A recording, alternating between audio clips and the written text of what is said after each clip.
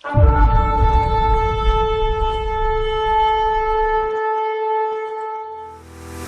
वचन कहता है कि जो तकलीफ है इससे तुम कठोर मत हो जाओ। देखो ना, आदमी हम चिपता हो जाता है, परेशान हो जाता है, तंग आ जाता है कि क्या तकलीफ है, खत्म नहीं होती।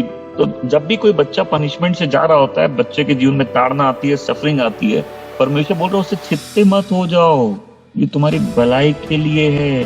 परमेश्वर के करेक्शन को तुच्छ मत जानो। जब कोई व्यक्ति परमेश्वर की ताड़ना को एक्सेप्ट नहीं करेगा, वो विश्वास में नहीं बढ़ता है। परमेश्वर की ताड़ना को तुच्छ नहीं जानना। तुम कोई अवैध संतान नहीं हो जिसके जीवन में कुछ भी हो रहा है, एक्सीडेंट्स हो रहे, शैतान इतना पावरफुल है तुम्हारी लाइफ खराब कर रहा है। तुम परमेश्वर के बच्चे हो जिसने तुमको चुना है, अपना बनाया है, और तुमको वो गलत ढंग से जीने नहीं देगा। वो तुमको ताड़ना देगा जब तक तुम में समझदारी ना आ जाए। इसको छोटा मैटर मत समझो, ये ताड़ना है, डिजाइंड है तुमको ठीक करने के लिए।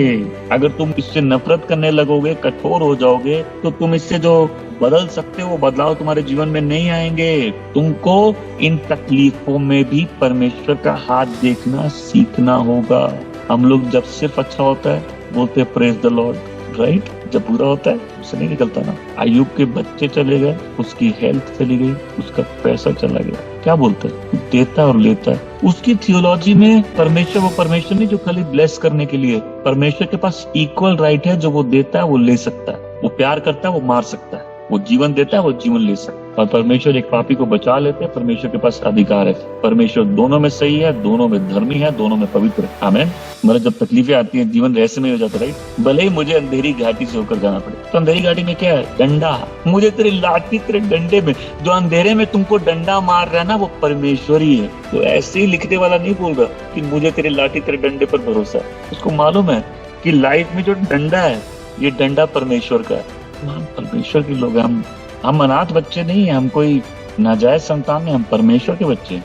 उसने हमको चुना है, और जब उसने हमको चुना है तो ये बात याद रखो, तकलीफें भी हमारी भलाई के लिए ही हैं, और इन तकलीफों के पीछे भी परमेश्वर ही है।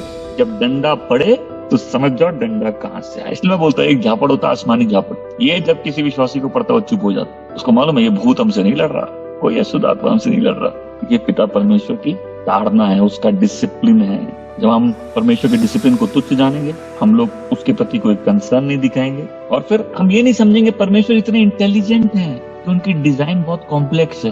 परमेश्वर इतने समझदार है कि उनको मालूम है कि जब परमेश्वर कोई रिजल्ट चाहते हो उसको कैसे लाना है। तो फिर हम अगर उससे नफरत करने लगे, हम अपनी तकलीफों से नफरत करने लग जाएंगे, हम परिस्थितियों से नफरत करने लग जाएंगे, हम ढीठ हो जाएंगे, हम उसको अवॉइड करने लगेंगे, हम अपना क्रूज काट के छोटा करने लगेंगे। लेकिन जब हम तकलीफों के पीछे परमेश्वर का हाथ देखने लगेंगे और उसका इंटेलिजेंट डिजाइन समझने लगेंगे, हम क्या करेंगे? हम अपने पाप स्वीकार करने लगेंगे, हमको परमेश्वर के तरीके समझ में आने लगेंगे, हम उसकी दया के लिए प्रार्थना करने लगेंगे।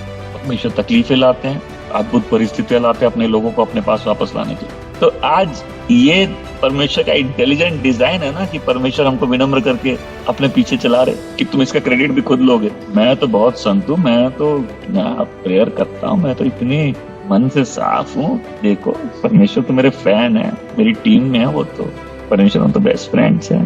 मैं फेवर तो इसीलिए कि हम इतने अच्छे हैं, फेवर इसलिए कि वो बहुत अच्छे हैं, और पिटाई भी इसलिए कि वो बहुत अच्छे हैं। प्रभु मैंने चढ़वाया, मुझे कोई कमी नहीं, तो डंडे की भी कोई कमी नहीं। और जो भी अंधेरे से जा रहा है वो डंडे को पहचान लो, परमेश्वर का डंडा है वो, राइट?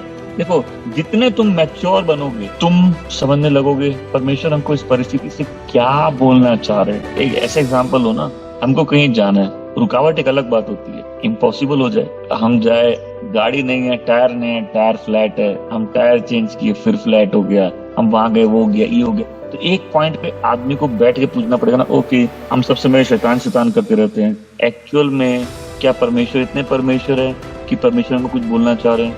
एक ढीठी आदमी होगा ना कि परमेश्वर की नहीं सुन के अपने मतवालेपन पे आगे जाने की कोशिश करेगा।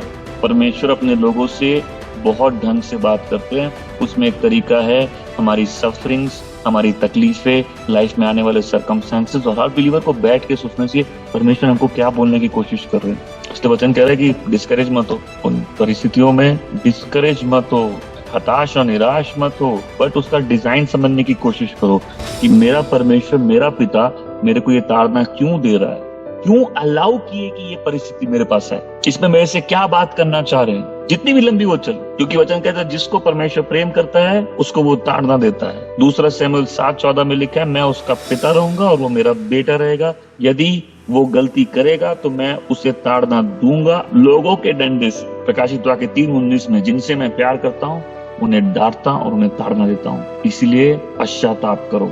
इसका मतलब है कि पिता तुम्हें ताड़ना देता है, हमें ताड़ना देता है जब तक हम में फल उत्पन्न ना हो।